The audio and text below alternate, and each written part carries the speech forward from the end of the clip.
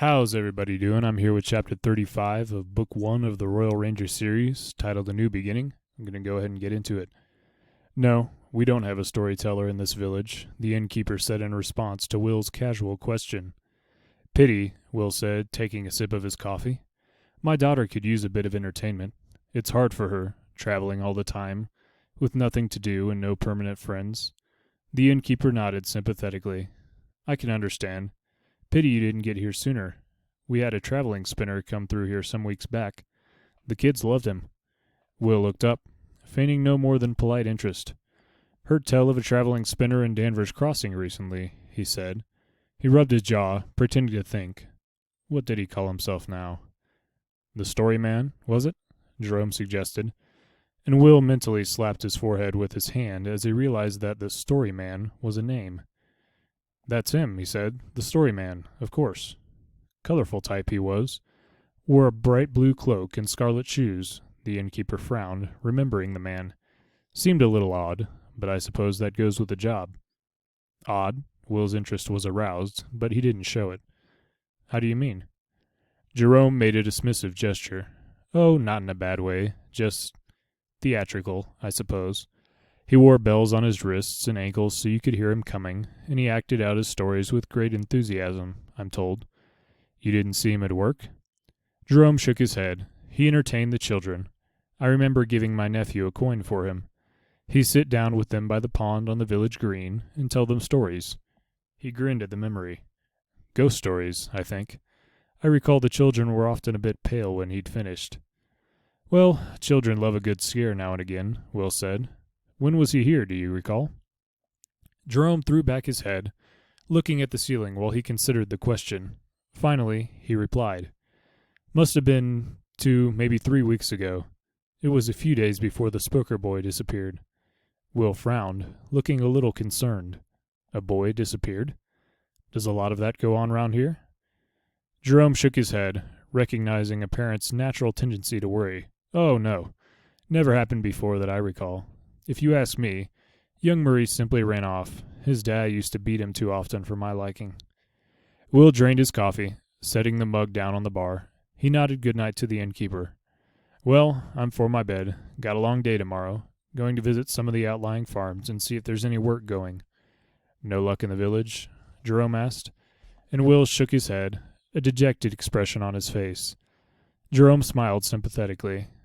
I'm not surprised. Times have been hard, and people don't have any extra money to spend. Well, I certainly don't, and that's for sure, Will said. He hesitated, then said uncertainly. Matter of fact, I was wondering if I could ask a favor. Jerome's eyes narrowed. Favors usually involve money, in his experience. And Will's next words bore out his assumption.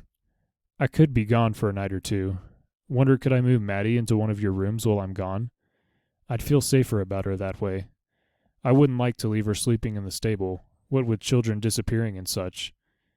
It was only one boy went missing, Jerome said defensively. Then he saw the worried look on Will's face, and relented. It must be hard being a sole parent, and traveling round the countryside, he thought. And he had several rooms unoccupied. All right then, he said. She can take the attic room. I'll charge the same as I'm charging for the 2 of you in the stable. Will heaved a sigh of relief. Thanks for that. It'll stop me worrying about her while I'm gone. Privately, he resolved to bring back some game for Jerome's kitchen. The innkeeper was a likable fellow, and his gesture was a generous one. He turned away for the door. How long will you be gone? Mattie asked, when he told her of the new arrangement. A day or 2. I thought I'd ride over to Boyletown and see if the Storyman character has visited there as well. He explained the confusion over the traveling spinner's name. Mattie had a similar reaction to his. Once you knew it was a name, everything seemed clear. We know he was at Danvers Crossing. Then he came here. Will paused, frowning. Wish we'd thought to find out when he was at Danvers Crossing. Jerome said he was here shortly before the local lad went missing. And Jerome told you Maurice Spoker's parents mistreated him? Mattie said thoughtfully. Just like Carrie Clover's father. Will's eyes narrowed. Yes, the coincidences are beginning to mount up, aren't they? Mattie nodded agreement. So what do you want me to do while you're gone? Keep talking to the local kids. See if you can find out more about this blue-cloaked, red-shoed storyteller. Jerome seemed to think they loved him. Not the impression I got, Maddie said. Well, see what you can dig up, but be careful. Don't push it if they're reluctant. A separate thought struck him, and he added, Oh, by the way, while you're staying in the room, you might make yourself useful. Make your bed, and offer to help out in the kitchen. I'm not a good cook, Maddie pointed out. I was thinking that your efforts might lie more in the area of dishwashing, Will told her. Maddie recoiled in mock horror. I don't know if I'm trained for that. He raised one eyebrow at her. She'd seen him do that before, and found herself wishing that she could do it. She resolved to practice the expression. I'm sure you'll pick it up, he said. It's not alchemy. As it turned out, Maddie didn't need to ask any further questions about the mysterious blue-cloaked storyman. She met the other children as arranged the following afternoon, and they sat on the grass as she showed them how to fashion their slings. She had brought a small knife with her, and she lent it to them so they could cut the leather thongs to length, then fashion the pouches.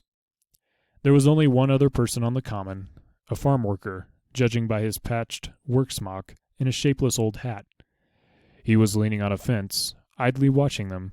He had a small bundle wrapped in a spotted cloth at his feet. As the group sat in a semicircle, heads bent to the tasks of cutting, shaping, and tying, David caught her eye, rose to his feet, and jerked his head in an unmistakable gesture for her to follow him. She rose, and they moved away from the others. She looked at him expectantly. Did you want to say something? She asked. He glanced around. She could see he was nervous. No, she corrected herself. He was more than nervous. He was scared. The storyman, he said finally. Don't go asking about him any more. And above all, don't mention him to your dad. He paused, then added anxiously, You haven't said anything to him, have you? She shook her head. No, but why not? He told us things, and he said we should never repeat them to any grown-ups, or something bad would happen to us. Maddie's eyes widened. What things did he tell you? She asked, her voice wavering.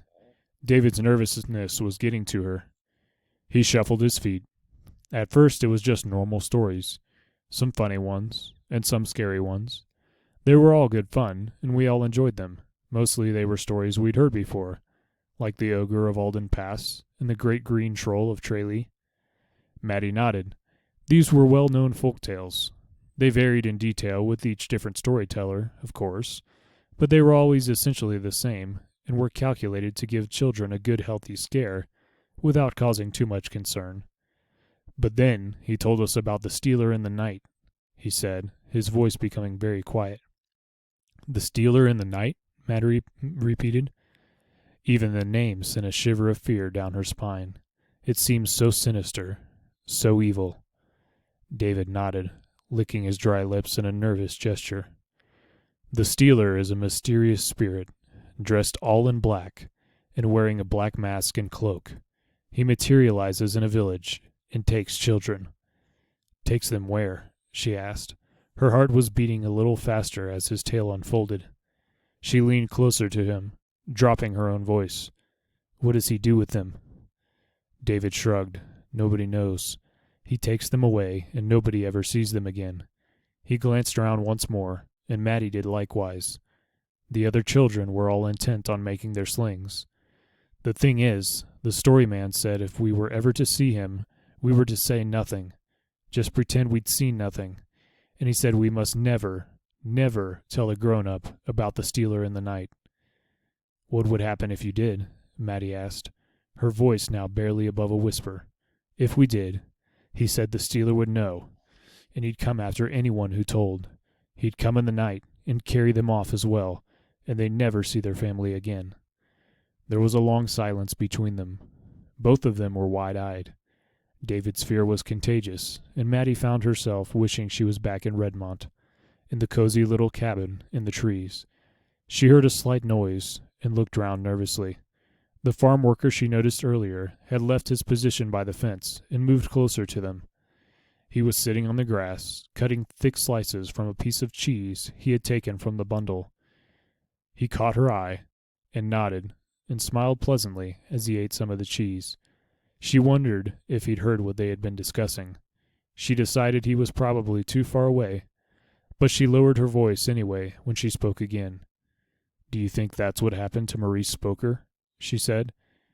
David recoiled half a pace, unaware of the nearby farm worker. He raised his voice in surprise. "How did you know about Maurice?" Maddie realized she'd made a mistake mentioning Maurice Spoker. She made a warning gesture for David to lower his voice again, glancing meaningfully at the nearby farm worker, and continued. "My dad heard about him in the tavern. He told me about it, said this boy called Maurice Spoker went missing, and to take care I didn't get out about on my own after dark. Do you think he was taken by the stealer in the night?" David hesitated. Her explanation seemed to have satisfied him. Then he nodded slowly. "What else could it have been?" he said. All right, that is it for Chapter 35. Thank you, everyone, for joining me. I'll see you next time in Chapter 36. God bless and have a good one.